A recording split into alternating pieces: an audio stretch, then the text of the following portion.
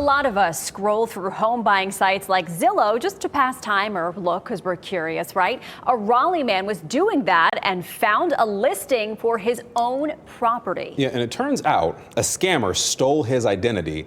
WRAL's Keenan Willard went to the property to hear how Jon Arnold avoided a very serious loss. So this is what happened. A man reached out to real estate agents in Raleigh and gave them this ID, saying his name was Jon Arnold and he wanted to sell this land. There was only one problem though. This isn't Jon Arnold, and he nearly got away with running a six-figure scam. Realtor Cindy Roberts got a message from a man named Jon Arnold. He said he was looking to sell his property on Tanager Street and sent her this ID to prove he was the landowner.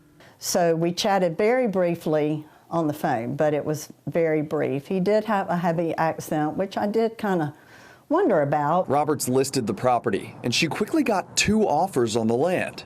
That's when things took a turn. It evidently hit Zillow. So the real Jon Arnold gave me a call. The real Jon Arnold is a Raleigh resident who's owned this property for 40 years, but he hadn't reached out to Roberts to sell.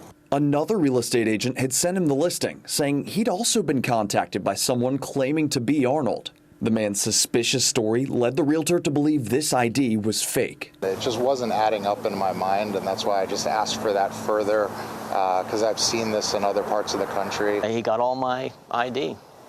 I mean, that's your actual driver's license number. Oh, yeah, sure. Arnold was able to have the listing taken off Zillow, and he contacted the Wake Sheriff's Office, who told him to file a complaint with the FBI. Arnold says he's relieved the property wasn't sold out from under him. Roberts says a check of the scammer's IP address showed he'd been contacting her from Africa. She's now going to require a face-to-face conversation for any future deals at her agency. Absolutely, because obviously a document isn't going to be good enough anymore. Keenan Willard, WRAL News.